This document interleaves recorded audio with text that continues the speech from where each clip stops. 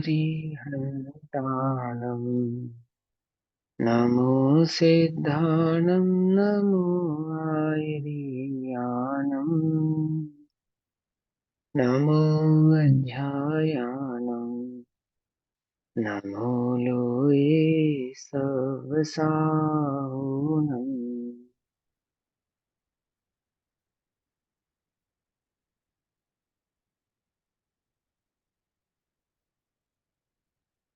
मङ्गलं भगवान् वीरो मङ्गलं गौतमो गणी मङ्गलं कुन्दकुन्दार्देव जैनधर्मोऽस्तु मङ्गलम् सर्वमङ्गलमाङ्गल्यं सर्वकल्याणकारकम् प्रधानां सर्वधर्माणां जैनं जयतु शासनम्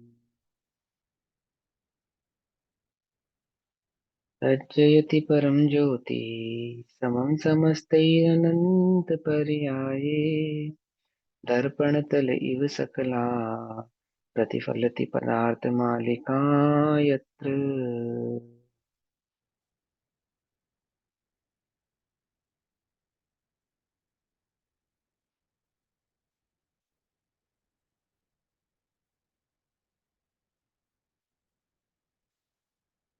हमारी रात्रिकालीन कक्षा का विषय चल रहा है पुरुषार्थ सिद्धि उपाय।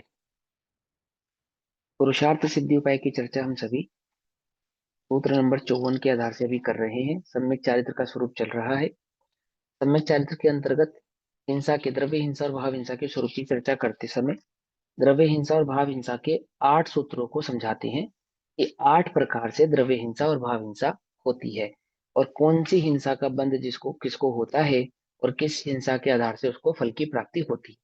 अर्थात यह समझाया जा रहा है कि भाव हिंसा ही वास्तव में जीव के बंध का कारण है और भाव हिंसा के द्वारा किया गया बंध जीव को फलित अर्थात फल देने वाला होता है। लेकिन इसका अर्थ ये नहीं कि द्रव्य हिंसा का फल नहीं लगता है ना, या द्रव्य हिंसा बंध का कारण नहीं होती।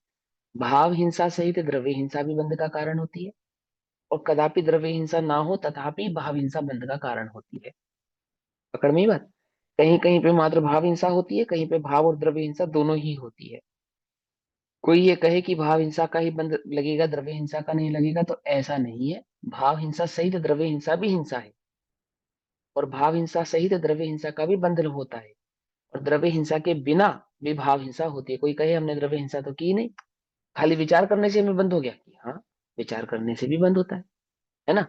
यहाँ जो हिंसा की बात चल रही है मूलतः तो ये मिथ्या दृष्टि की अपेक्षा से है, क्योंकि सम्यक दृष्टि को ऐसे अनर्गल परिणाम होते नहीं है और कदापि सम्यक दृष्टि जीवों के भी हिंसा आदि के परिणाम हो सकते हैं, हो जाते हैं। तो क्या उनको बंद होता है या नहीं होता है, कि जिस भूमिका में वे जीव हैं उस भूमिका अनुसार उनको आश्रव होता है।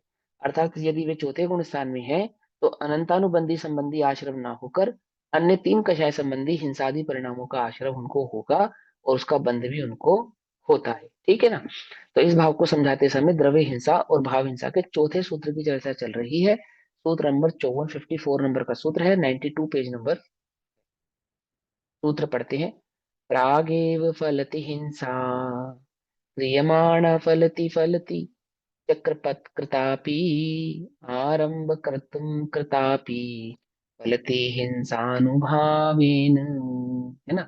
प्रागेव माने प्रारंभ में, शुरुआत में, प्रागेव। तो क्या कहते हैं, कोई हिंसा प्रागेव अर्थात पहले ही फल देती है। प्रागेव फलति, कोई हिंसा पहले ही फल देती है। आपने हिंसा की नहीं, हिंसा की नहीं, हिंसा करने से पहले ही उसका फल प्राप्त हो जाता है। अर्थात हिंसा करने का जो संकल्प किया परंतु आपने हिंसा की नहीं, है ना। देखो कुछ जगत में ऐसे कितने पाप होते हैं जो देखे जाते हैं, स्पष्ट देखे जाते हैं। एक जानवर अपने घर में इसलिए पाला जाता है कि 1 साल बाद इसको हम मार डालेंगे।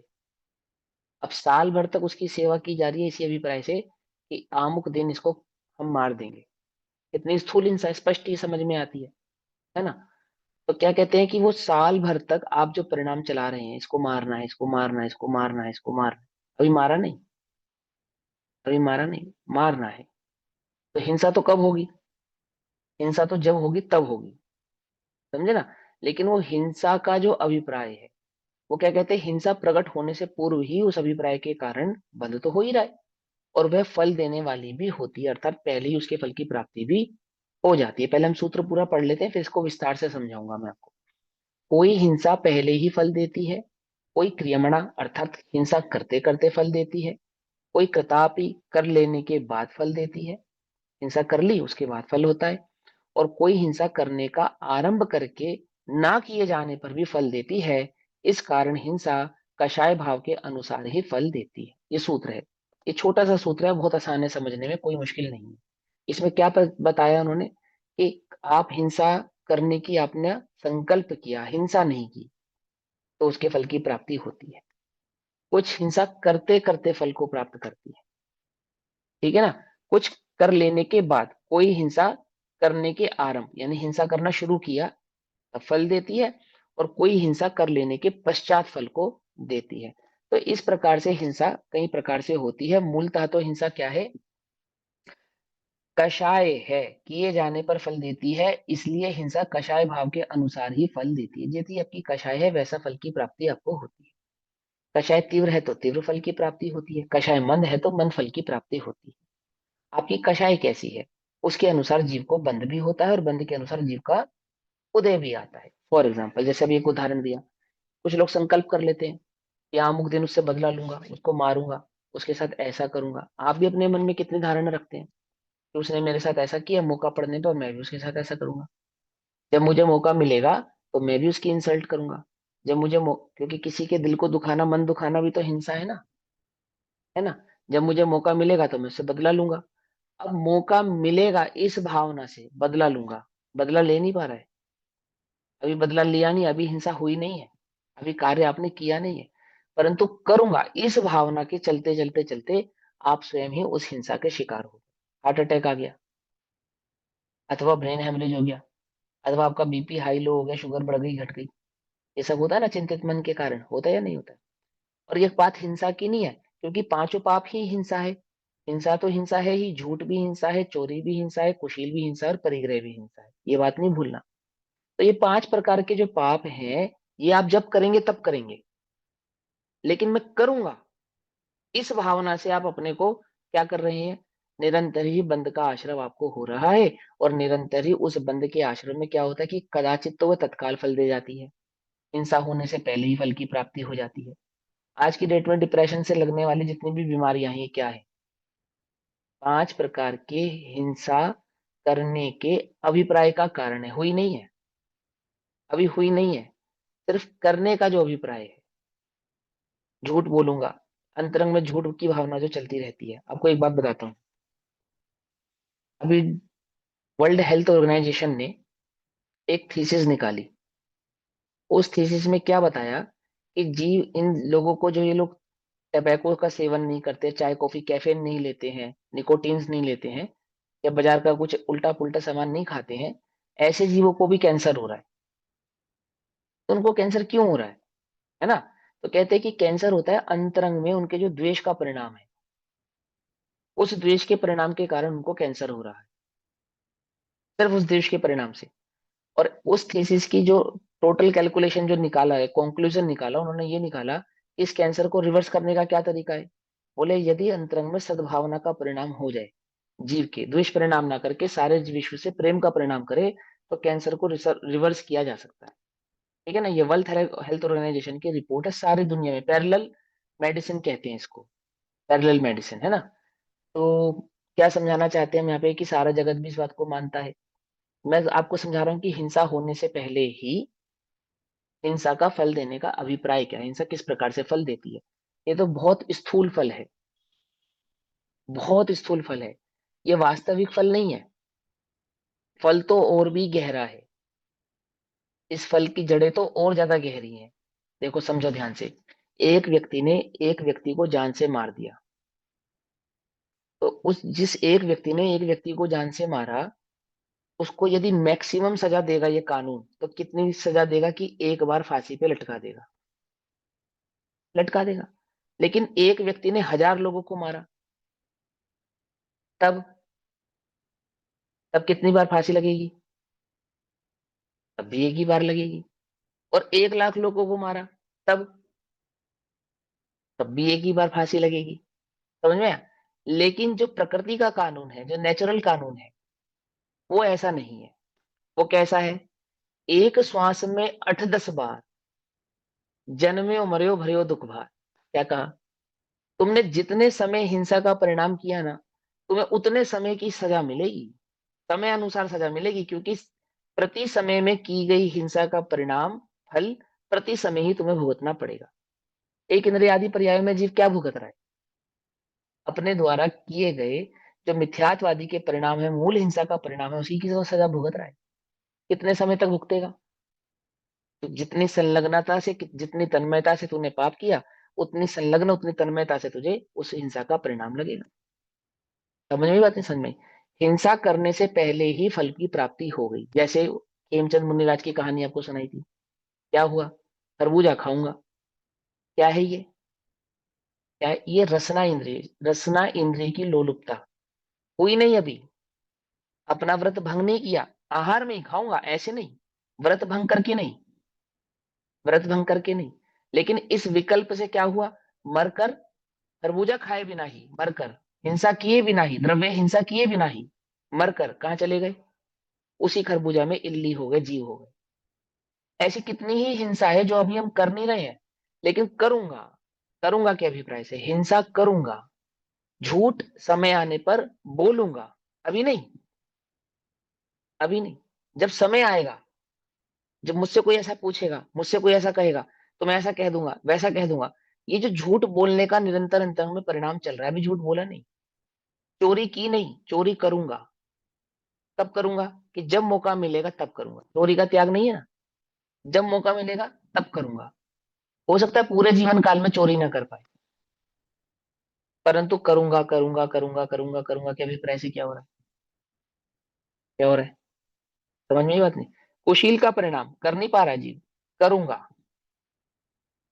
पकड़ में ही बात। और परिग्रह, परिग्रह क्या है? जोड़ नहीं पा रहा है, परंतु जोड़ूंगा, प्राप्त करूंगा। इतना परिग्रह प्राप्त करूंगा, है नहीं कुछ भी उसके पास। हिंसा की नहीं है, की नहीं है। और किए बिना ही उसके फल की प्राप्ति उस जीव को हो जाती है। अधिकतम जीवों को हिंसा करने से पहले ही हिंसा के फल की प्राप्ति हो जाती है। उसी भव में भी होती है, भव के पश्चात भी होती है। लेकिन कब होती है, किनको होती है?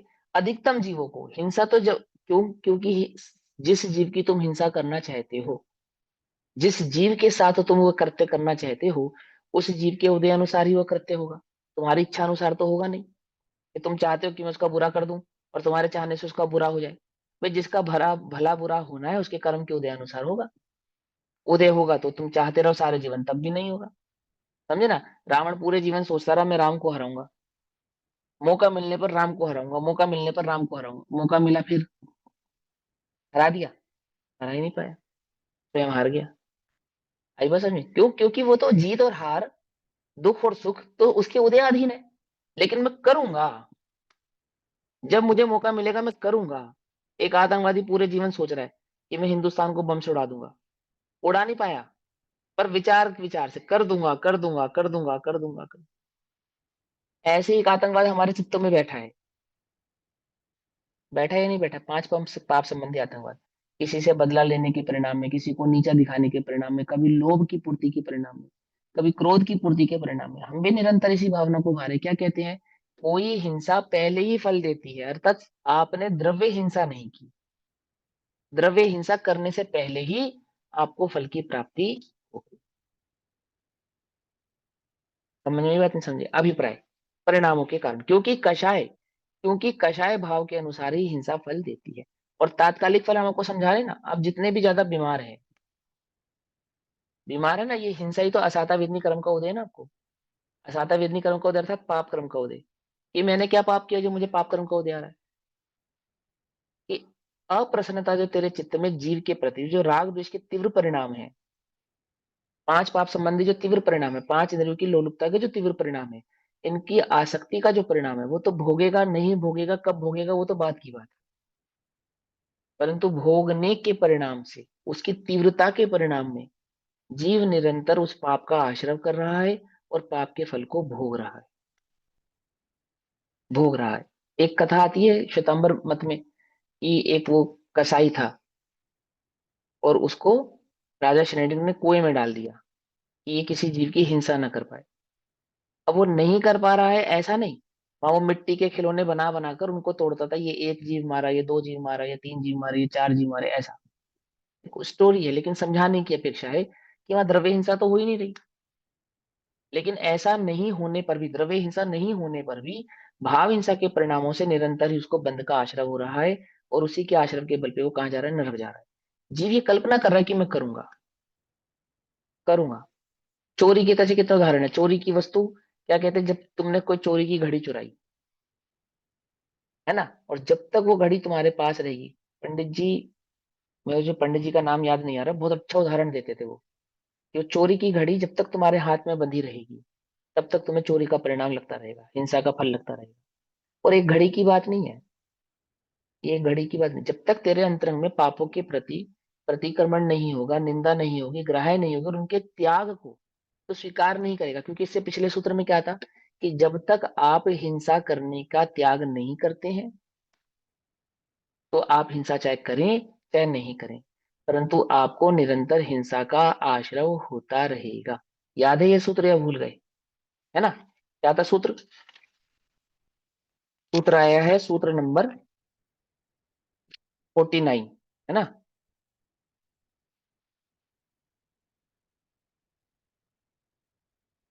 49 है या फिर 48 है? हाँ 48, सूत्र नंबर 48 क्या लिखा है, हिंसा से विरक्त ना होने से हिंसा होती है। ठीक है ना। 48 नंबर का सूत्र क्या था, 48 नंबर के सूत्र में समझाया था कि आपने हिंसा के परिणामों का यदि त्याग नहीं किया है, यदि आप विरक्त नहीं हुए हैं, और आप कर भी नहीं रहे हैं तो भी निरंतर आपको हिंसा का आश्रय, उसका बंध और उसके फल की भुगतान के लिए तैयार रहना चाहिए। वही बात यहाँ समझा रहे हैं कि कोई जीव हिंसा करेगा तो बाद में, लेकिन जो हिंसा का अभिप्राय है, करूंगा करूंगा करूंगा करूंगा करूंगा करूंगा, उस करने करने के अभिप्राय से ही फल की प्राप्ति उस जीव को हो जाती है। दूसरे के लिए गड्ढा खोदने गए, खुद ही उस गड्ढे में गिर गए, है ना कहावत लोक में, है ना। तो क्या है, जिसके लिए कोट गड्ढा खोदा था वो तो गिरा नहीं, दूसरे का बुरा करना चाह रहे थे, उसका तो बुरा हुआ नहीं, तुम्हारा ही बुरा हो गया।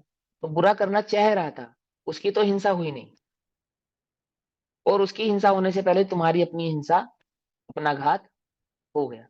कुछ हिंसाएं ऐसी हैं जो करते करते फल देती हैं। कोई हिंसा पहले ही फल देती है, किसी जीव ने हिंसा का विचार किया था परंतु वह तो नहीं बन सकी, किंतु उस विचार से जो कर्म बांधा था उसका फल उदय में आया, है ना। उस विचार से जो कर्म बांधा था, और सबसे ज्यादा कर्म हम किससे बांधते हैं, विचारों से बांधते हैं, अभिप्रायों से बांधते हैं। निरंतर इसी अभिप्राय में बैठे रहते हैं, है ना।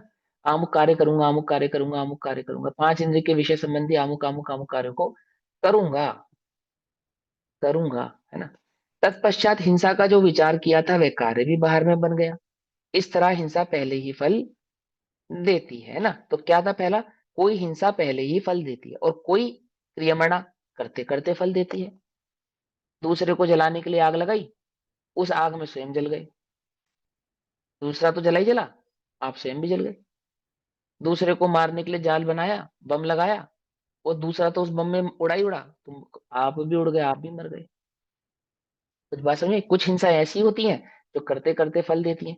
लेकिन ये तो मैं आपको स्थूल परिणाम उदाहरण दे रहा हूँ, बहुत स्थूल उदाहरण, ये बहुत स्थूल उदाहरण है।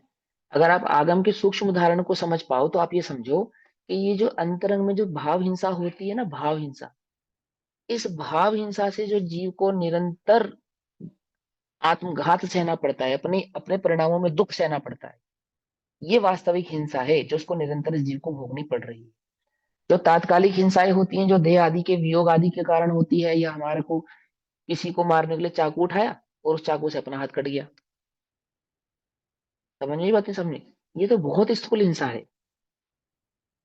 ये तो बहुत स्थूल हिंसा है। दूसरे को मारते मारते स्वयं मर गए, दूसरे को दुख देते देते स्वयं दुखी हो गए। कितने उदाहरण लोक में हम देखते ना, पेट्रोल छिड़क रहे थे, दूसरे को मारने के लिए उसी पेट्रोल की आग में स्वयं जल गए। होता है या नहीं होता है? किसी को मारने के लिए एक्सीडेंट कर रहे थे, उस एक्सीडेंट में स्वयं भी मारे गए। कितने सारी हिंसाओं के परिणाम हमें लोक में देखने को मिलते हैं, मिलते नहीं मिलते? हिंसा करते करते फल देते, चोरी करने गए, चोरी करते करते पकड़े गए। समझ में ये बात नहीं? समझ में? तो ऐसे तो कितने लोग में हम देखे जाते हैं। लेकिन मूलतः समझो, इसके भाव को समझो कि वो जो अंतरंग परिणामों में हिंसक परिणाम आपके उत्पन्न हुए हैं, वो हिंसक परिणाम कैसे हैं कि उस हिंसा के परिणाम की उत्पत्ति काल से ही इस जीव को आश्रय होना शुरू हो जाता है, और उस उत्पत्ति काल से ही वह दुख देने वाला हो जाता है, जिसको लोक में हिंसा का फल कहते हैं। जिसको लोक में हिंसा का फल कहते हैं। ऐसे फल की प्राप्ति तो हिंसा किए बिना भी प्राप्ति होती है, और कई बार हिंसा करते करते भी प्राप्त हो जाती है। तो क्या कहते हैं, कुछ हिंसा तो ऐसी है जो पहले ही फल देती है, कुछ ऐसी है जो करते करते फल देती है। कोई कर लेने के बाद फल देती है। आपने हिंसा कर ली, तत्पश्चात आपको उसके फल की प्राप्ति हुई। इस भव में होती है, कुछों को आगामी भव में होती है, कुछों को कुछ भव बाद पश्चात प्राप्त होती है, परंतु जीवों को उस हिंसा का फल की प्राप्ति होती ही होती है। और कोई हिंसा करने के आरंभ करके ना किए जाने पर भी फल देती है। हिंसा करने का आरंभ किया, लेकिन हिंसा बन नहीं पाई, है ना, तो भी वह फल का प्राप्ति होती है। इसी कारण हिंसा कषाय भाव के अनुसार ही फल देती है। ये क्या समझाना चाहते हैं सूत्र के अंदर, कि किसी का ये अभिप्राय हो कि भाई हमने तो हिंसा की ही नहीं, है ना, तो हमें फल क्यों लगेगा? कि भैया द्रव्य हिंसा का फल नहीं, हिंसा परिणाम, जो भाव हिंसा है, कषाय जिसको कहा, उसका फल लगता है। कोई कहता है कि अभी तो मैं हिंसा करने के लिए चला ही था, हमसे हुई थोड़ी है, तो भी मुझे उसके फल की प्राप्ति हो गई। कि भैया तुझे ये लगता हो कि अगर मैं करूंगा तो ही मुझे प्राप्त होगी, हिंसा होगी, तो ऐसा नहीं है। और कोई कहे कि वो तो मैंने कब की थी, पिछले जन्म का फल मुझे इस जन्म में क्यों मिलता है? कुछ लोग कहते हैं ना कि भगवान मैंने इस जीवन में कोई पाप नहीं किया, कुछ किसी का बुरा नहीं किया, किसी का अपमान नहीं किया, किसी के साथ कुछ गलत नहीं किया, फिर मेरे साथ ऐसा क्यों हो रहा है? मैंने तो कुछ भी नहीं किया। भैया कुछ हिंसाएं ऐसी हैं जो पश्चात में फल देती है, अर्थात बाद में फल देती हैं। कुछ ऐसी हैं जो तत्काल फल देती हैं। कुछ ऐसी है जो पहले ही फल देती है। कुछ ऐसी है जो करते करते फल देती है। कुछ ऐसी है तुमने करना तो प्रारंभ किया पर किया नहीं, तो भी फल देती है। क्योंकि वास्तव में जो फल लगता है वो तो कषाय का लगता है। क्या समझा रहे हैं इस सूत्र के अंदर? क्योंकि वास्तव में जो फल लगता है वो तो कषाय भाव के अनुसार ही फल देती है। इस सूत्र में जो समझने वाली बात है ना, वो समझो आप। बहुत मूल जो बात समझनी है। ये तो बहुत स्थूल बात है जो मैं आपको समझा रहा हूँ, कि मारने चले और खुद मर गए, और मारने गए तो अपना हाथ कट गया, या मारने के बाद आपको पाप लगा, या हिंसा करने के पश्चात आपको प्राप्ति हुई, हिंसा हुई नहीं तो भी आपको प्राप्ति हुई। ये तो बहुत स्थूल बात है, बहुत स्थूल बात। इसमें जो मूल बात है वो समझो। इस सूत्र के अंदर आचार्य देव आपसे कह रहे हैं कि द्रव्य हिंसा और भाव हिंसा के 8 सूत्रों में जो 5वें नंबर का सूत्र आपको चौथे नंबर का जो सूत्र आपको समझा रहे हैं, उसमें वो समझा रहे हैं यदि तुम्हें वास्तव में हिंसा समझनी है तो तुम कषाय भाव को समझो। क्योंकि तुम्हारे द्वारा किया गया जो तुम्हारा कषाय भाव है, कषायों का परिणाम है, वो कैसा है? वो फल देने वाला है। क्या फल देने वाला है? वो जैसी आपकी कषाय है वैसा आपको फल देने वाला है। बड़े ध्यान से समझना सभी जीव। कार्य तो किसी के अनुसार बन पाएगा अथवा नहीं बन पाएगा। अपमान तो कोई आपका कर पाएगा, आप किसी का कर पाओगे या नहीं कर पाओगे उदय अनुसार। लेकिन जो अपमान करने का अंतरंग में परिणाम है, बदला तो तुम किसी से ले पाओगे नहीं ले पाओगे उसके उदय अनुसार, परंतु किसी से बदला लेने का जो अंतरंग में परिणाम है, भोग तो तुम भोग पाओगे नहीं भोग पाओगे उदय अनुसार, परंतु भोगने का जो परिणाम है, समझ में ही बात, वो जो 5 पाप संबंधी और 4 कषाय संबंधी अंतरंग का तुम्हारा परिणाम है, उसकी पूर्ति होगी या नहीं होगी, वो तो उदय अनुसार है। तुम्हारा भी उदय और सामने वाले का भी उदय। हाँ दीदी, क्या प्रश्न है आपका, पूछो। सर मेरे को एक मन में वो हो रहा है कि जो आपने मुनि महाराज का एग्जाम्पल दिया हाँ कि हाँ। उनको ये भाव आया कि मैं आहार में जाऊंगा तो खरबूजा खाऊंगा, तो उसका हम्म। इतना बड़ा फल क्यों मिला कि वो कीड़ा बन हाँ, गए? देखो उसका इतना बड़ा फल क्यों मिला, मैं समझाता हूँ आपको, उदाहरण समझाता हूँ। बहुत अच्छा उदाहरण है इसका, गुरुजी देते हैं। ये 2 उंगलियां, 2 उंगलियां, ये 2 उंगलियां, ये छोटा बच्चा हो 8 10 12 साल का, और मैं उसके सर पे ऐसे ऐसे मार दूं, तो उसके बदले में वो मुझे क्या रिएक्शन करेगा, क्या रिएक्ट होगा, उसका रिएक्शन क्या होगा? ज्यादा से ज्यादा वो मुझे घूर कर देखेगा बस, कर तो कुछ नहीं पाएगा। लेकिन यही 2 उंगलियां मैं उस बच्चे के पापा के सर पे मार दूं, फिर फिर क्या होगा? और यही 2 उंगलियां अगर मैं डीएम के सर पे मार दूं और प्रधानमंत्री के सर पे मार दूं तो क्या होगा? बोलो। हो सकता है आजीवन कारावास हो जाए। हो सकता है या नहीं हो सकता है? क्योंकि वो जो, ये जो 2 उंगलियां मारने की बात है ना, ये आपने किसके संदर्भ, किसके साथ की है ना, उस व्यक्ति विशेष की बात। ऐसे ही वो पाप पद विशेष, आप मुनि पद में जो पाप कर रहे हो, श्रावक पद में होने वाला जो पाप है, वो यदि मुनि पद में आप करोगे तो उसकी सजा भी आपको बढ़कर मिलेगी,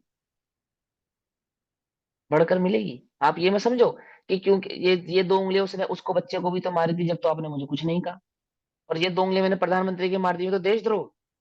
देशद्रोह का मेरे ऊपर आप आरोप लगाते हो, आजीवन कारावास। भाई ये तो बड़ा अन्याय है, कि अन्याय नहीं है? ये अन्याय नहीं है? आती है, बस समझ में नहीं आती है। आप किस भूमिका में, किस पद में क्या पाप कर रहे हो, आपको उतना ही बड़ा आपको अपराध है। आती है, बस समझ में नहीं आती है। ये बड़े बड़े सेलिब्रिटीज होते हैं, इनकी छोटी छोटी गलतियां इतनी हाईलाइट क्यों होती हैं? क्योंकि आप आइडल हो,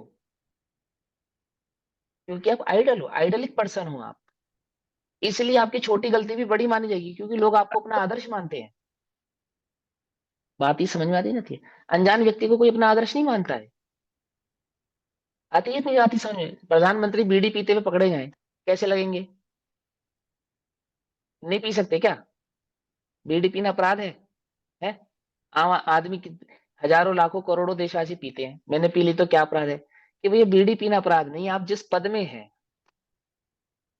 वो पद की गरिमा के अनुसार नहीं है वो कार्य। समझ में इतनी समझ नहीं, आप किस पद में क्या कार्य कर रहे हो बताओ? आती बात समझ में नहीं आती है? वो मुनिराज है, वो पद अनुसार अगर वो ऐसा पाप हो रहा है, छोटा कश थोड़ी कषाय भी बड़े पद में बड़ा फल देने वाली होती है, छोटे पद में बड़ी कषाय भी थोड़ा फल देने वाली होती है, मालूम? थोड़ा धर्म भी बड़ा फल देने वाला होता है निचले पद में। पंडित टोडरमल जी ने क्या कहा? भूमिका तो होती है ऊंची और कार्य होते हैं छोटे। होना तो ऐसा चाहिए कि नीची भूमिका में बड़ा कार्य करे, अथवा भूमिका अनुसार करे। भूमिका से, पद से नीचे गिर के तो कार्य होता नहीं है। अधिकार पदम, अधिकार परम प्राप्य, अधिकार पदम प्राप्य नोपकारो करोति या, अकारो लुप्यते तत्र ककारो द्वित्वताम रजेत। क्या अर्थ है इसका? कि कोई व्यक्ति जिस पद को, अधिकार को प्राप्त हुआ है, उस अधिकृत पद के अनुसार यदि वह अपने कार्य को करता नहीं है, उपकार को करता नहीं है, कार्य को करता नहीं है, तो उसके अधिकार में आ का लोप हो जाता है और का द्वैत हो जाता है, तो उसका अधिकार धिक्कार में परिवर्तित हो जाता है। समझ नहीं बात? आ का लोप हो जाता है, का द्वैत हो जाता है, तो क्या बन जाता है? धिक्कार बन जाता है। अधिकार में रहता हुआ धिक्कारित हो जाता है वो, पद में रहता हुआ। आई बात समझ? इसलिए तो क्या कहते हैं यहाँ, अब ये डराने के लिए नहीं कह रहे हैं, वो आपको सावधान करने के लिए कह रहे हैं। क्या सावधान कर रहे हैं वो आपसे? कि भैया अब तुम जैन हो, मैं हमेशा एक बात कहता हूँ, अजैन रात्रि भोजन करे तो उतना बड़ा पाप नहीं है, परंतु जैन रात्रि भोजन करे तो बड़ा पाप है। वो भील कौवे का मांस त्याग कर भी स्वर्ग जा सकता है, और जैनी रात्रि भोजन करके भी नरक जा सकता है। बोले ये कैसी बात है, ये तो अन्याय, अन्याय नहीं है। ये 2 उंगली चलाई किस पे तुमने? तुम अपने को देवशास्त्र गुरु का अनुयायी कहते हो और ऐसा कार्य करते हो, जिसे सच्चे धर्म की, शास्त्र की, गुरु की खबर नहीं है, जिसे जिसे जैन कुल मिला नहीं है, जिसे वो बुद्धि नहीं मिली है, वो क्षेपशम नहीं मिला है, वो संयोग नहीं मिले हैं, और फिर उससे वो अपराध हुआ है, तो समझ में आता है? समझ में आता है? आधी बात समझ में नहीं आती है ना? जिसे सारी सामग्री अनुकूल प्राप्त हुई हो और फिर वो प्रतिकूल कार्य करता हो। राजा का बेटा चोरी करता हुआ पकड़ा जाए, क्या? राजा का बेटा चोरी करता हुआ पकड़ा जाए, तो न्याय पता है क्या कहता है? गरीब का बच्चा चोरी करता पकड़ा जाए, उससे 100 गुनी बड़ी सजा मिलती है अगर राजा का पुत्र चोरी करता पकड़ा जाए। पता है ये बात? न्याय व्यवस्था तो ये कहती है, और तुम नहीं दोगे तो है ना प्रकृति का कानून, वो देगा। जैनी बड़े अपराधी हैं, अजैनी कम आपने अपराधी बताना है, वो कि क्या वाला कह रहे हो? लास्ट लाइन हाँ, कि अगर फिर मैंने ये बताना। कहा कि समाज भले ही आपको उस अपराध की सजा ना दे, परंतु प्रकृति तो आपको राजा उस और अपराध की गरीब सजा का। देगी। हाँ, न्याय न्याय ये कहता है, न्याय व्यवस्था ये कहती है, ये राजा का पुत्र यदि चोरी करता पकड़ा जाए और गरीब का बच्चा यदि चोरी करता हुआ पकड़ा जाए, तो सजा किसको अधिक प्राप्त होगी?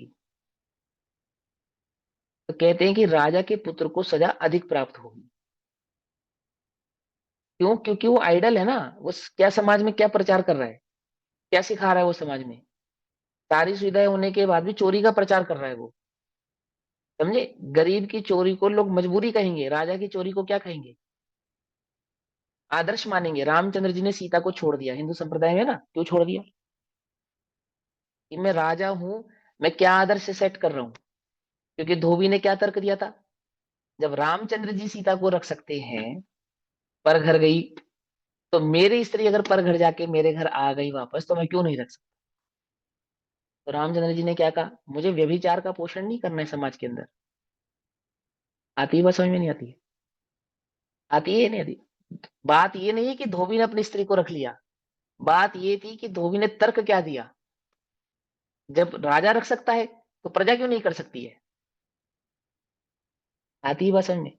जो अपने को कहते ही हम देवशास गुरु के श्रद्धानी हैं, हम श्रावक हैं, हम भगवान महावीर स्वामी के अनुयायी हैं, हम जैन हैं, जो जैन होकर छोटा भी अपराध करते हैं, अमर्यादित अपराध करते हैं, मर्यादित कार्य नहीं करते, उनको बड़ी सजा मिलती है, लोग अक्सर ये प्रश्न करते हैं कि हम जैनों को छोड़ दो, सारी दुनिया रात में खाना खाती है, सब नरक में जाएंगे? कि सब नहीं जाएंगे। तो हम भी नहीं जाएंगे, लेकिन तुम जाओगे।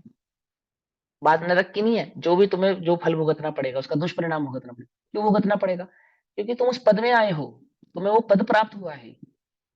जो अन्य को प्राप्त नहीं हो, वो सौभाग्य तुम्हें प्राप्त हुआ है। जो सारे जगत को प्राप्त नहीं हुआ, वो देवशास्त्र गुरु की शरण तुम्हें प्राप्त हुई है। जो जैनत्व हर किसी को प्राप्त नहीं हो सका, वो जैनत्व तुम्हें प्राप्त हुआ है। जिस जैनत्व को समझने की क्षयोक्षम और बुद्धि सबको प्राप्त नहीं हुई है, उस जैनत्व को समझने का क्षयोक्षम और बुद्धि तुम्हें प्राप्त हुई है। तुम्हें प्राप्त हुई है, इसीलिए तुम अधिकार में रह, अधिकार प्राप्त हुआ ना तुम्हें। उस अधिकार पद को प्राप्त करके भी उस अधिकार पद के अनुसार, पद अनुसार तुम कार्य नहीं कर रहे हो, तुम्हें बड़े फल की प्राप्ति होगी। और इसीलिए आप वर्तमान युग की स्टोरी पढ़ो, आपको ऐसे फल मिलेंगे। मुनिराज तो छोटा भी अपराध कर रहे हैं, श्रावक तो छोटा भी अपराध कर रहे हैं तो बड़ी सजा पा रहे हैं।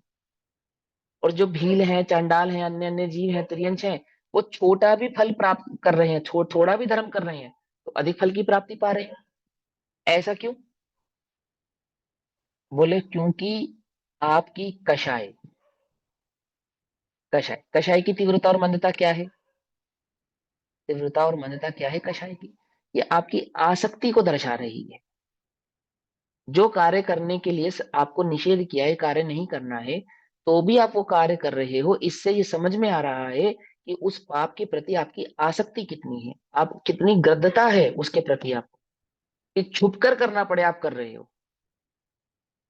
बात ये नहीं कि वो आप कर रहे हो या नहीं कर रहे हो, बात ये है कि वो ग्रद्धता, वो कषाय है, जिसको किए बिना भी तुम्हारा काम चल सकता है, तो तुम्हें मालूम है, लेकिन फिर भी तुम कर रहे हो। क्यों कर रहे हो? और तर्क क्या दे रहे हो? क्योंकि सारी दुनिया कर रही है, तभी तो कर रहे हैं। तो किसकी अवहेलना कर रहे हो आप, बोलो? किसकी अवहेलना, किसका अपमान कर रहे हो? आप कहते हो भगवान महावीर स्वामी मेरे भगवान है, भगवान कहते हैं रात्रि भोजन नहीं करना चाहिए, पानी छान कर पीना चाहिए, अभक्ष नहीं खाना चाहिए, कहते ना। आप क्या तर्क देते हो कि सारी दुनिया कर रही है? सारी दुनिया अपना इष्ट किसे मान रही है? आप अपना इष्ट किसे मान रहे हैं? कुछ बात समझ में आती नहीं थी? इसको कहते हैं अवर्णवाद।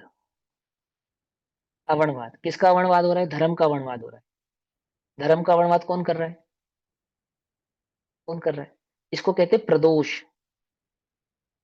प्रदोष नाम का दोष है ये, सबसे बड़ा दोष है। इससे बड़ा कोई दोष नहीं है। क्या? कि आप धर्म, धर्मी, धर्मायतनों का अपमान करें, उनके ऊपर दोष लगाएं, है ना, उनका, उनको दूषित करें।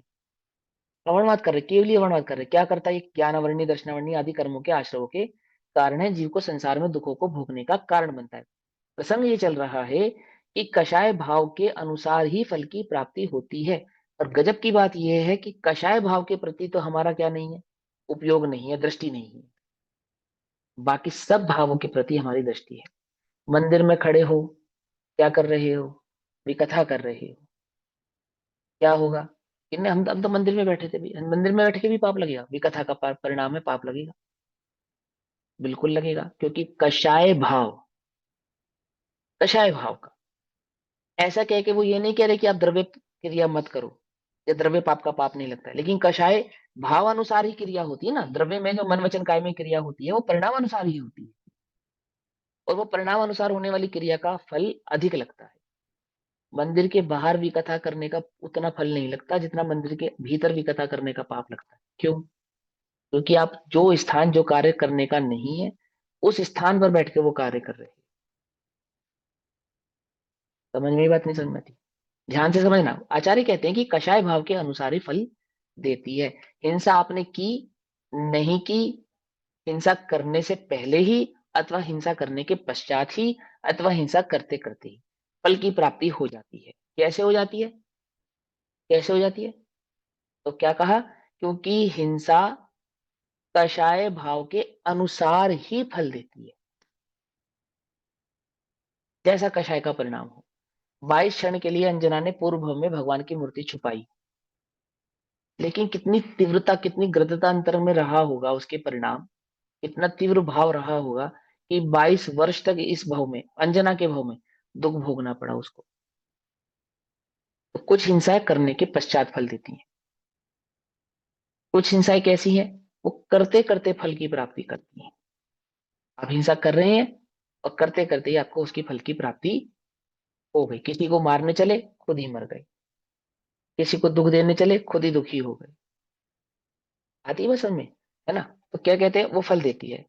कोई हिंसा पहले ही फल देती है, क्रियामाणा फलती, अर्थात तथा कोई हिंसा करते समय ही फल देती है। हिंसा कर रहे हैं, करते करते ही फल देती है। किसी ने हिंसा का विचार किया और उसने जो कर्म बंद किया, वह कर्म जिस समय उदय में आया उसी समय विचार अनुसार बाह्य हिंसा भी बन गई। इस तरह हिंसा करते हुए ही उसके फल की प्राप्ति होती है। हिंसा कर रहा था, लेकिन करने से पहले जो अंतरंग में परिणाम था ना, हिंसा करूंगा, तब से फल की प्राप्ति तब से बंद होना शुरू हो गया। और उसके अनुसार जैसे ही हिंसा करने के लिए उपयुक्त हुआ, करने लगा, तो करते करते उस हिंसा के साथ वह जीव उसकी फल की प्राप्ति को प्राप्त हो गया, है ना? इस प्रकार से। तथा कोई हिंसा करने के बाद फल देती है, तो ये तो हम देखते ही हैं लोक में। इस पूर्व भव में की हुई हिंसा आगामी भवों में दुख का कारण बनती है। देखो एक उदाहरण आपको देता हूँ। मारीच का जीव था। मारीच के जीव ने भगवान आदिनाथ का अपमान किया, है ना? उनका विरोध किया, तो अपमान किया, विरोध किया। भगवान का तो कोई अपमान कर नहीं सकता, पर उनका विरोध किया। तो विरोध के फल में उस मारीच के जीव को कहाँ जाना चाहिए था? कहाँ जाना चाहिए था? अरे बोलो ना। चार नरक, गतियों में से कौन सी नीची गति है? गति में। नरक जाना चाहिए।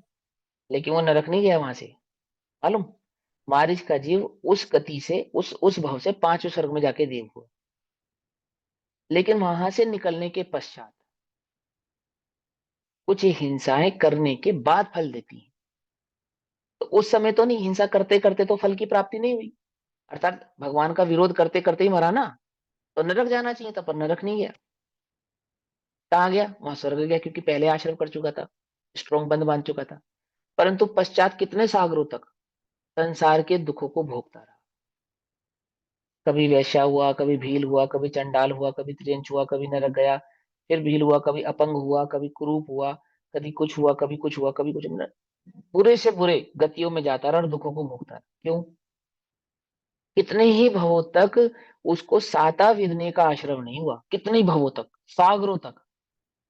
कदाचित गलती से मनुष्य भी हुआ तो कुरूप, कुबड़ा, लंगड़ा, स्त्री, बीमार, चांडाल, अपमानित, जाने कैसी कैसी गतियों को प्राप्त होता रहा।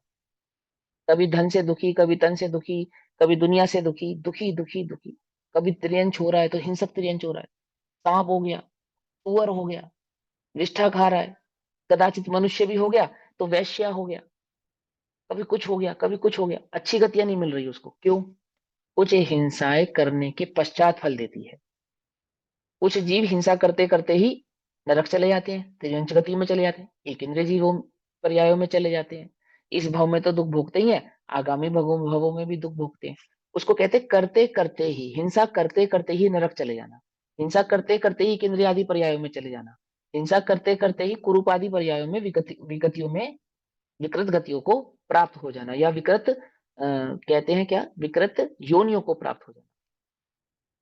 और कुछ हिंसाएं कैसी हैं, जो हो सकता है इस भाव में भी सजा ना मिले और अगले भाव में भी ना मिले, परंतु पश्चात मिले। जैसे कमठ का जीव, कमठ के जीव के साथ क्या हुआ कि वो कमठ का जीव उस भाव में, जिस भाव में उसने पारसनाथ भगवान से बैर किया है ना, वहां से कहा गया, वहां से मरकर स्वर्ग गया, स्वर्ग गया या देवगति में गया, फिर वहां पे उस देवगति में जाके भगवान पारसनाथ पे उसने अवसर किया, ठीक है ना। पश्चात, पश्चात दुखों को भोगा। पकड़ में ही बात, नहीं पकड़ में? माने जहां वो तपस्वी था, उस तपस्वी पर्याय में भी हिंसा ही तो कर रहा था ना, तपस्वी पर्याय में, तापस पर्याय में भी हिंसा ही कर रहा था ना। तो हिंसा का फल तो उसको क्या प्राप्त होना चाहिए था, कुगति विगतियां प्राप्त होनी चाहिए थी, विकृत गतियां प्राप्त होनी चाहिए थी, और वो वहां से स्वर्ग चला गया अथवा देवगति में चला गया। और फिर वहां से पश्चात उसने आगामी कालों में और अधिक हिंसा के परिणामों को भुगता। तो कुछ जीवों को तो तात्कालिक ही उसी भाव में हिंसा का फल प्राप्त हो जाता है, कुछ जीवों को तत्काल यानी कि भव के साथ भी भवांतरों में भी हिंसा के फल की प्राप्ति होती है। किसी को एक भव के बाद प्राप्ति होती है, किसी को दो भव के बाद प्राप्ति होती है, किसी ने हिंसा की ही नहीं, परिणाम मात्र से ही प्राप्ति होना शुरू हो जाती है। समझ में बात? क्योंकि हिंसा तो कषाय भाव का परिणाम है, हिंसा का दोष तो, उसका फल तो कषाय परिणामों से, कषाय के अभिप्राय से लगता है, तथा कोई हिंसा करने के बाद फल देती है। किसी ने हिंसा का विचार किया और विचार अनुसार बाह्य हिंसा भी कर ली, जैसा विचार किया वैसी हिंसा भी कर ली, परंतु उसका फल बाद में आया, अर्थात उस भव में नहीं आया अथवा उस भव के पश्चात नहीं आया, परंतु बाद में आया, है ना। इस भांति कर लेने के बाद भी हिंसा फलित हुई। कि कितने ही लोग प्रश्न करते हैं, इस दुनिया में हम कितने जीवों को देखते हैं, इतनी हिंसा करते हैं, इतना पाप करते हैं, फिर भी उनका पुण्य बढ़ता जाता है, बढ़ता जाता है, उन्हें कोई दुख नहीं होता, उन्हें कोई सजा नहीं देता, उन्हें कोई पकड़ता नहीं है। क्या सही बात है भैया, क्या सही बात है? कि अब धर्म का लोप हो गया है, अर्थात पंचम काल में धर्म का जस नहीं रहा। अरे भाई, धर्म का जस किसी को सजा देना नहीं है, समझना ध्यान से। धर्म का फल तो नीचे गति से निकालकर उच्च गति में स्थापित करना है। धर्म किसी को सजा नहीं देता है। क्या कहा, सजा तो जीव को उसका स्वयं का कषायिक भाव देता है, उसका परिणाम देता है, जो कभी उसी भाव में देता है, कभी आगामी भाव में देता है, कभी दो भाव पश्चात देता है, कभी तत्काल देता है, कभी काम करने से पहले ही दे देता है। किसी ने अपने जीवन काल में कोई कार्य नहीं किया गलत, लेकिन परिणाम बुरे रखे, बुरे परिणामों का फल मिलना शुरू हो गया उसको, कषाय भाव का फल मिलना शुरू हो गया उसको, कि मैं तो किसी के साथ कुछ गलत नहीं करता, परंतु अंतरंग में परिणाम तो गलत रखता है, और अंतरंग में गलत परिणामों का फल उसे होता रहता है। हिंसा कर तुम आरंभ अभी फलती, किसी ने हिंसा करने की शुरुआत की, बस शुरू ही किया कि करूंगा, परंतु बाद में नहीं की, तो भी फलित, वह फलित होगी। यदि तुमने कषाय का परिणाम किया है, हिंसा का परिणाम किया है, हिंसा का परिणाम किया अर्थात हम हिंसा की अपेक्षा से समझा रहे हैं, ये बात मत भूलना। जब कहते हैं हिंसा का परिणाम, मतलब हिंसा, झूठ, चोरी, कुशील और परिग्रह का परिणाम। यदि तुमने किया है और फिर तुमने बाद में सोचा कि चलो छोड़ो, लेकिन तुमने किया था ना, क्योंकि किया था तो तुम्हें उसके फल की प्राप्ति होती ही होती है। घबराना नहीं, बचने का भी उपाय है, घबराना नहीं, है ना। देखो सुनो, मैं बचने का उपाय तुम्हें बाद में समझाऊंगा, पहले तुम हिंसा का अभिप्राय समझ लो, नहीं तो कंफ्यूज हो जाओगे, है ना। देखो, ऐसा भी होता है, हिंसा तो करे थोड़ी और फल मिले ज्यादा, ऐसा भी होता है। और हिंसा करे ज्यादा तो फल मिले थोड़ा, ऐसा भी होता है। कि हाँ, ऐसा भी होता है। अभी हिंसा के 8 रूप समझा रहे ना, इन 8 रूपों में जो आगे के रूप आएंगे उसमें ये बात समझाएंगे आपको, द्रव्य हिंसा और भाव हिंसा के अंदर। हिंसा तो करे एक, फल मिले बहुतों को, हिंसा तो करे बहुत, फल मिले एक को, ऐसा भी होता है ना। तो हिंसा के संदर्भ में, उदय के संदर्भ में जितने भी आपके प्रश्न हैं, इन 8 सूत्रों में बांधे गए हैं। इन 8 सूत्रों में समझाया गया है कि कभी तो तत्काल फल की प्राप्ति होती है, कभी पूर्व फल की प्राप्ति होती है, कभी पश्चात फल की प्राप्ति होती है, और कभी कालांतरों में फल की प्राप्ति होती है। कोई जीव हिंसा का विचार करके हिंसा करने का उद्यमी हुआ, किंतु बाद में कारणवश हिंसा नहीं की। उद्यमी तो हुआ, किसी कारण से नहीं कर पाया, चोरी करने गया और देखा सामने से पुलिस आ गई, वो साइड हो गया, नहीं की। किसी को मारने गया, देखा सामने पुलिस आ गई, या कोई आमुक व्यक्ति आ गया, तो फिर उसको मारने के परिणाम से हट गया, तो क्या उसको फल की प्राप्ति होगी या नहीं होगी? कहते हैं ऐसी हिंसा भी फल देती है। इसीलिए क्या करो, पंडित टोडरमल जी जगह जगह पे क्या कहते हैं आपसे? परिणामों की संभाल करो, परिणामों की संभाल करो। क्यों? कि मैं करता नहीं हूं, मैं तो ज्ञाता हूं, मैं तो दृष्टा हूं, और एक भाव है, आदि आदि के चक्कर में तुम ये जो निरंतर परिणाम, कौन कौन से 5 पापों के परिणाम, क्योंकि हिंसा मात्र हिंसा का नाम नहीं, झूठ चोरी कुशील और परिग्रह के जो निरंतर तुम्हारे अंतर में परिणाम चल रहे हैं, ये तुम्हें बंध का कारण है, तुम्हें फल देने वाली है, तुम्हें दुख देने वाली है। और तुम ऐसा बिल्कुल भी मत सोचना, क्योंकि मैंने द्रव्य से ये कार्य नहीं किया है, अर्थात मन वचन का ऐसे कार्य नहीं किया है, तो अब मुझे इसका फल भी नहीं लगेगा। तो ऐसा नहीं है। क्या कहा? कोई जीव हिंसा का विचार करके हिंसा करने में उद्यमी हुआ, किंतु बाद में कारणवश हिंसा नहीं बन सकी, तो ऐसी हिंसा भी फल देती है। समझे बात? इस प्रकार फल होने का कारण कहते हैं अनुभावेन। फल होने का क्या कारण है? इतनी हिंसाओं के फल होने का क्या कारण है? क्यों भैया, क्यों है ये कारण? अनुभावेन, कषाय भाव। कषाय भाव, कषाय भाव के अनुसार फल होता है, क्रिया के अनुसार नहीं, कषाय भाव के अनुसार फल होता है। यदि पद अगले सूत्रों में भी देहली दीपक न्याय की तरह सर्वत्र जान लेना चाहिए, इसलिए मध्य में कहा है। क्या कहा? ये जो चौथे नंबर का सूत्र है, इसको चौथे नंबर पे क्यों कहा है? क्योंकि इस सूत्र को चौथे नंबर पे अर्थात सेंटर में, बीच में इसलिए रखा गया है, क्योंकि आठों ही प्रकार की हिंसाओं में हिंसा का जो अभिप्राय है अथवा कषाय का जो भाव है, कषाय का जो परिणाम है, फल तो तुम्हें उसी ही का लगने वाला है। ये बात तुम समझ लेना। सिर्फ इस सूत्र में तुमको ये समझा रहे हैं कि कषाय का परिणाम लगता है, कषाय भाव के कारण हिंसा का परिणाम लगता है या फल मिलता है, तो ऐसा नहीं है। जैसे देहली पे रखा हुआ दीपक कमरे के अंदर और कमरे के बाहर दोनों जगह प्रकाश करता है, इसी प्रकार चौथे नंबर का ये जो सूत्र है, ये सर्वांग सूत्रों में ये बात समझनी चाहिए कि हिंसा का फल तो जीव को कषाय भाव के अनुसार ही लगने वाला है। जब हम तुम्हें द्रव्य हिंसा की मुख्यता से बंध का कारण कहें, तब भी तुम इस बात को मत भूलना। जब तुमसे हम भाव हिंसा की बात करें, तब भी मत भूलना। और जब हम तुमसे अन्य कारणों से हिंसा आदि का अभिप्राय के कारण बंद होता है की बात करें, तो तब भी ये बात मत भूलना कि हिंसा तो कषाय भाव अनुसार ही होती है, और कषाय भाव अनुसार ही बंद होता है, और कषाय के भाव अनुसार ही उसके फल की प्राप्ति होती है। समझ में आई बात? हम अनर्गल कार्य करके अनर्गल हिंसाएं इतनी कर रहे हैं, हम इस बात का विचार भी कर नहीं पा रहे।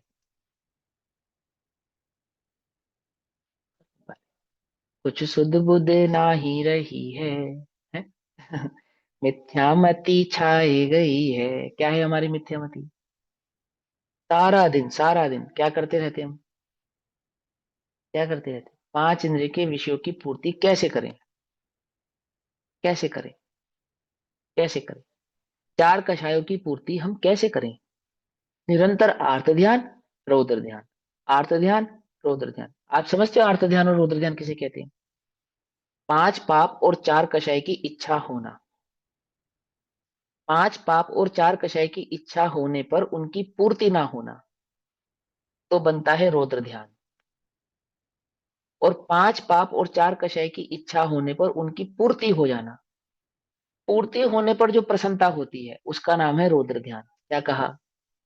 समझ में ये बात नहीं समझ में? कुछ लोगों ने प्रसन्नता का क्या अर्थ निकाला है, मस्त रहो। हम तो भैया बिल्कुल प्रसन्न रहते हैं। क्यों प्रसन्न रहते हो? किसके आश्रय से प्रसन्न रहते हो? हम ज्यादा हम ज्यादा दुखी नहीं होते, क्योंकि आत्मा का स्वभाव है प्रसन्न रहना। हम तो मस्त रहते हैं। तो कैसे मस्त रहते हो? आत्मा के आश्रय से मस्त रहते हो, या 5 इंद्रिय की विषय कषायों की पूर्ति से मस्त रहते हो? क्या कहा? भले ही तुम 5 इंद्रिय विषय कषायों की बहुत हा हा नहीं कर रहे, कि हम तो थोड़े में ही खुश हैं। और किस थोड़े में खुश हो? किस थोड़े में खुश हो बताओ। देखो, तुम्हें एक कटोरी भरकर जहर दिया जाए और किसी को एक चम्मच जहर दिया जाए,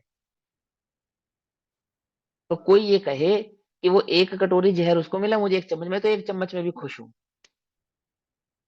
तो वो किस में खुश है? मेरी बात समझ में आ रही है नहीं आ रही है? बड़े ध्यान से समझना। कुछ लोग क्या कहते हैं, हम तो थोड़े में भी खुश हैं। अरे वो थोड़ा क्या है जिसमें तुम खुश हो? है तो पांच इंद्रिय के विषय भोग ही। यदि तुम पांच इंद्रिय के विषय भोगों में खुश हो, चाहे थोड़ों में, तो तुम रौद्र ध्यानी हो, धर्म ध्यानी नहीं हो। क्या कहा? समझना बड़े ध्यान से, बड़ी कड़वी बात है, बात बड़ी उल्टी लगेगी, लेकिन धर्म ध्यान आपको थोड़े में खुश रहना नहीं सिखाता। धर्म ध्यान तो आत्मा के आश्रय से खुश रहना सिखाता है। क्या कहा? कुछ बात समझ में आती है, नहीं समझ में आती है? धर्म ध्यान क्या सिखाता है? आत्मा के आश्रय से प्रसन्न रहना, थोड़े में प्रसन्न रहना, ये नहीं, ये नहीं। हमने तो उल्टा अर्थ निकाल रखा है। हम तो प्रसन्नता किसको समझ रहे हैं? जो प्राप्त है सो पर्याप्त है। तो इसको क्या कहते हैं? इसको तो यही तो कहते हैं, प्राप्त पर्याय की तन्मयता का नाम और क्या है? और किसको कहते हैं प्राप्त पर्याय में तन्मय होना? कि जो मिल गया तो ठीक है।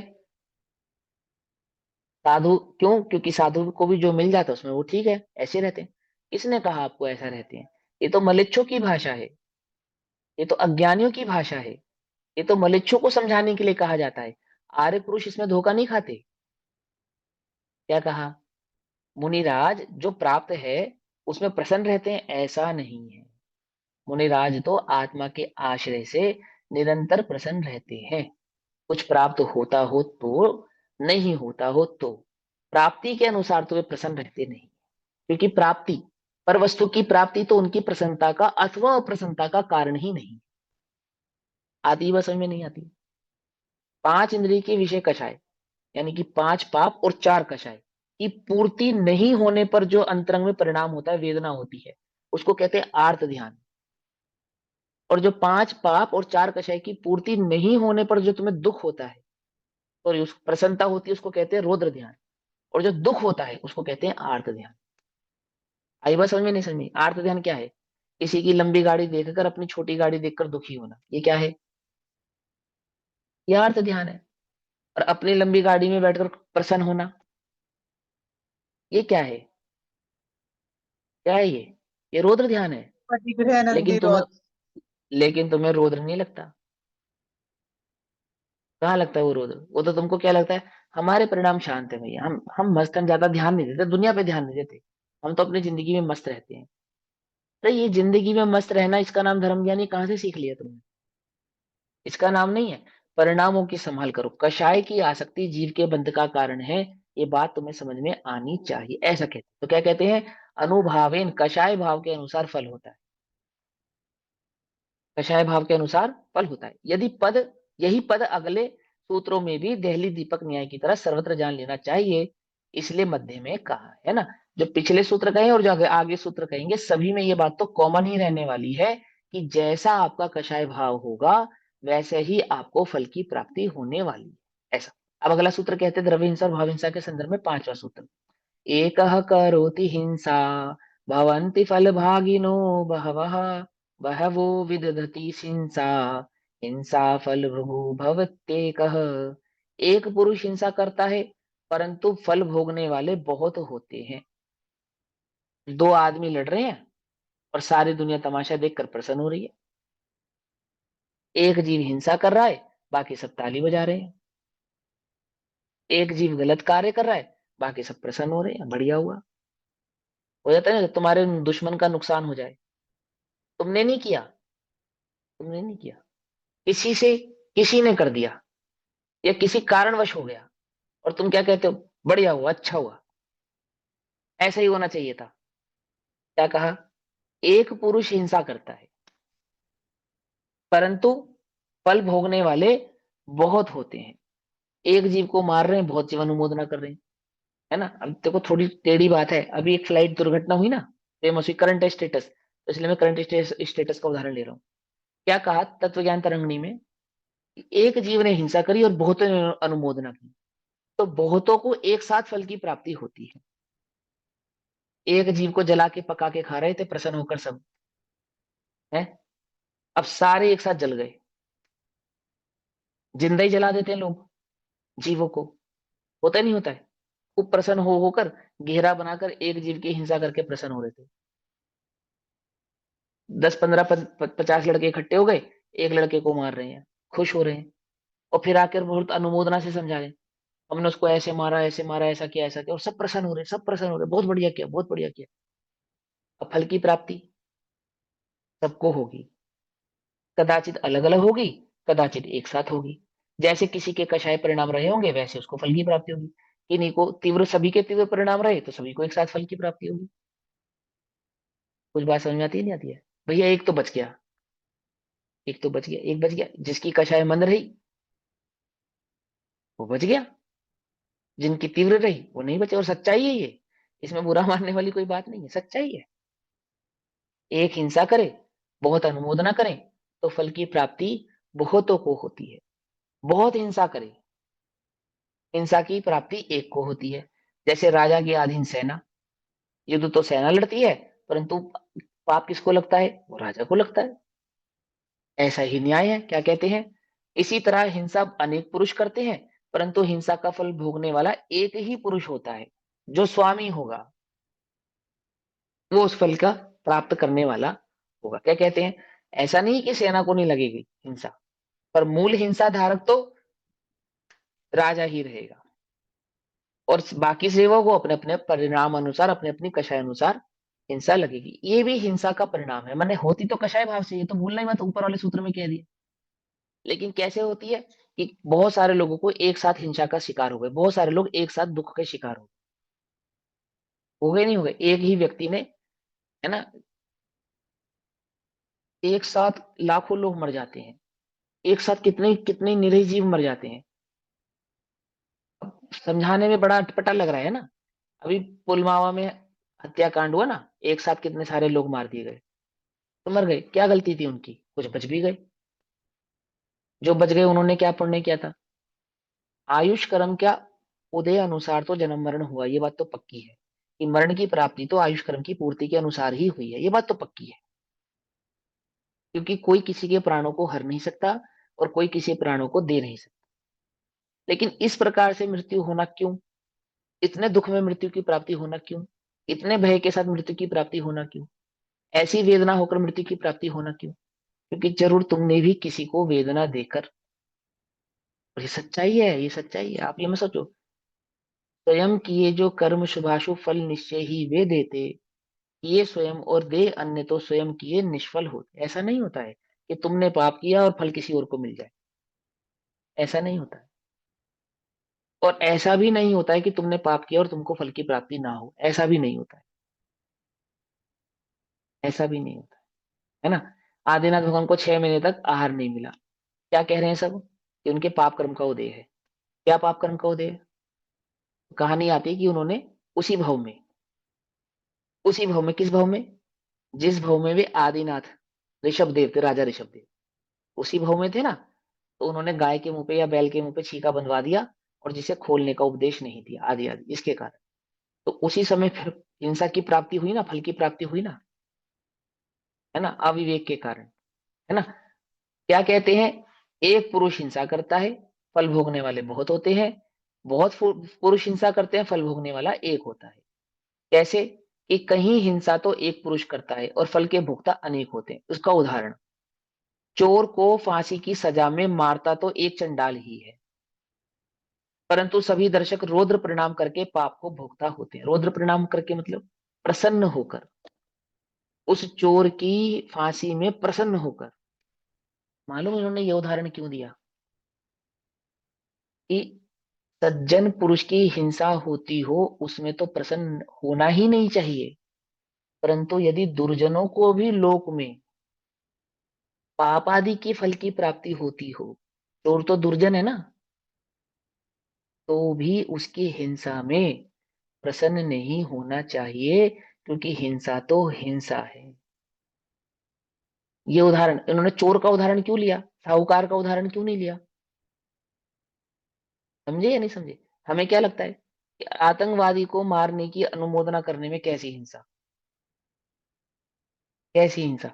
ये कहते कि एक चोर को फांसी होती हो और सब रोध परिणाम प्रसन्नता पूर्वक उसको देखते हो, प्रसन्न होते हो, तो वे सभी जीव उसकी हिंसा के पात्र बनते हैं, उस हिंसा के पात्र बनते हैं। चोर की फांसी में भी, कि हाँ भैया चोर की फांसी में, चोर की फांसी में भी तुम्हें जो प्रसन्नता होती है ना दुर्जनों को देख, दुर्जन क्रूर कुमार्ग रतों पर क्षोभ नहीं मुझको आवे, साम्य भाव रखूं मैं उन पर ऐसी परिणति हो जावे। ये मेरी भावना किसकी भावना है? एक श्रावक की मुख्यता से कही गई भावना है ये, मुनि धर्म की अपेक्षा से नहीं। क्या कहा? दुर्जन क्रूर कुमार्ग रतों पर, आतंकवादी है, चोर है, डकैत है, हिंसक है, दुर्जन क्रूर कुमार्ग रतों पर क्षोभ नहीं मुझको आवे। समझ में बात नहीं? समझे क्यों क्यों नहीं आवे? क्योंकि तुमको यदि ये लगता हो कि इस जगत के तुम करता धरता हो, तो तुम बहुत बड़ी भूल में हो। तुम बहुत बड़ी भूल में हो। तुम्हें ये लगता है कि यदि इसको मैंने सजा नहीं दी तो कौन देगा? कौन देगा? ओहो, अभी तुझे कर्म की व्यवस्था का भरोसा ही हुआ नहीं,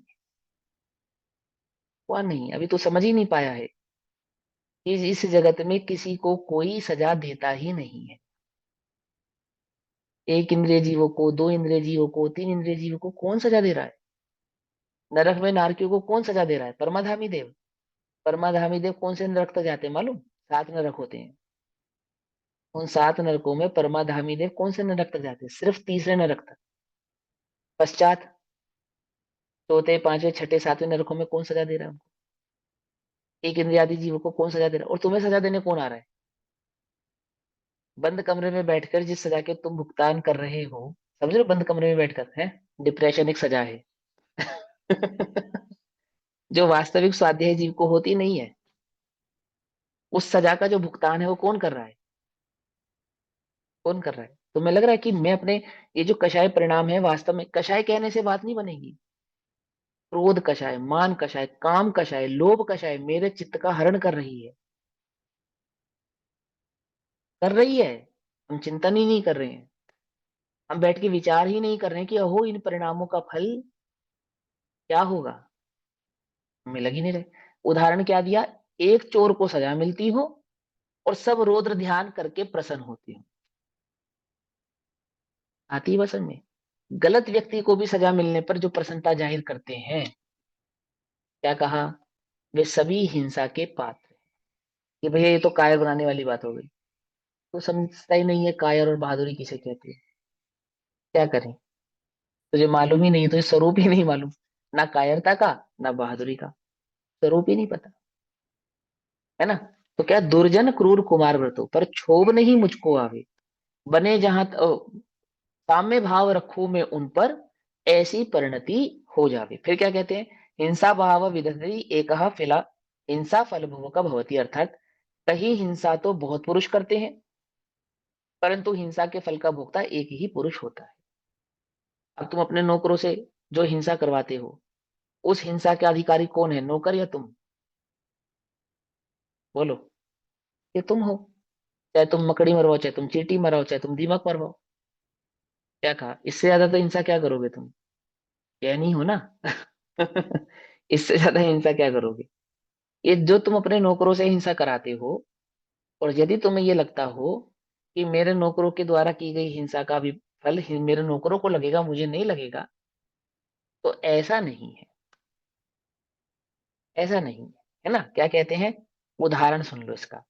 संग्राम में हिंसा तो बहुत पुरुष करते हैं, युद्ध में हिंसा तो बहुत पुरुष करते हैं, परंतु राजा स्वामित्व बुद्धि से उस हिंसा का प्रेरक होता है, और प्रेरक होने के कारण अतः वही सर्व हिंसा के फल का भोक्ता होता है। सभी प्रकार की हिंसाओं का, होने वहां होने वाली समस्त हिंसाओं का जो फल है वो प्रेरक, वो राजा उस फल का भोक्ता होता है। आती है बस में ऐसा। तो क्या कहते हैं? द्रव्य हिंसा और भाव हिंसा का छठा सूत्र कहते हैं। सो अभी समय हुआ, छठे सूत्र की चर्चा हम कल भैया, करेंगे। तब तक के लिए सभी को जय जिनेन्द्र।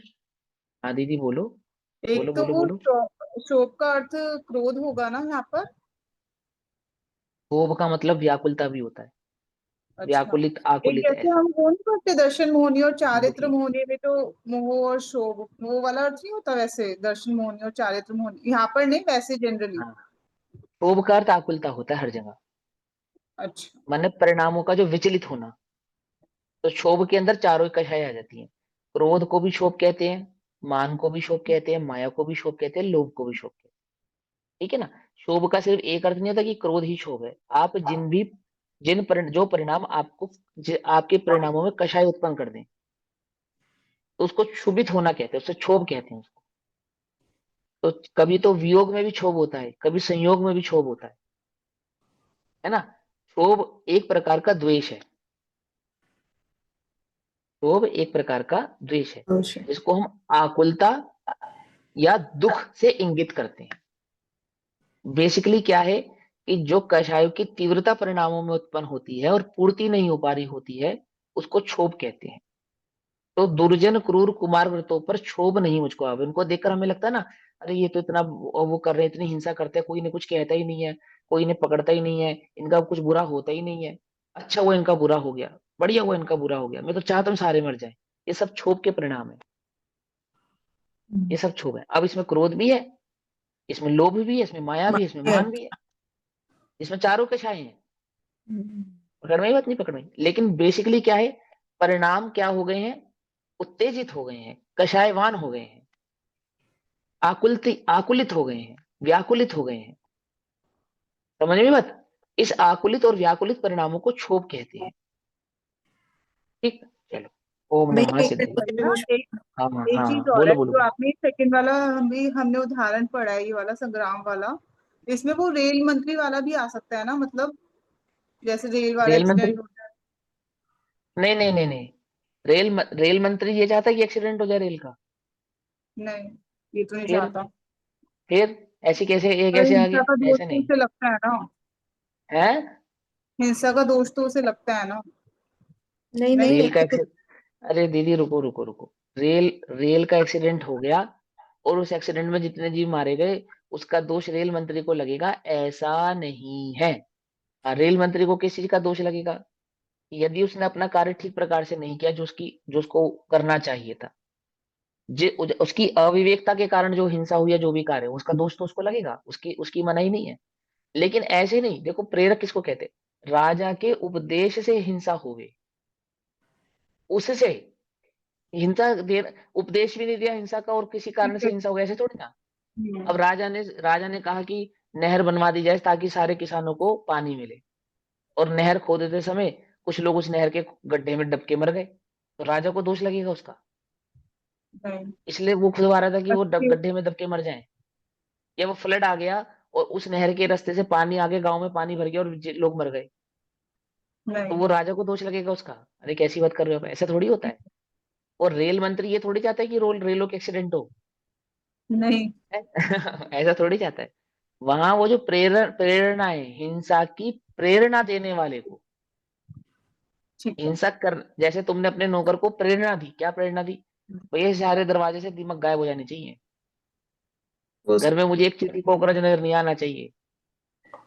समझ में नहीं समझे? भैया तो ये भैया हाँ जैसे अपन ने बोला कि नौकर से करा रहे हैं, फिर नौकर के भाव जैसे होंगे तो उस हिसाब से उसे भी तो दोष लगेगा।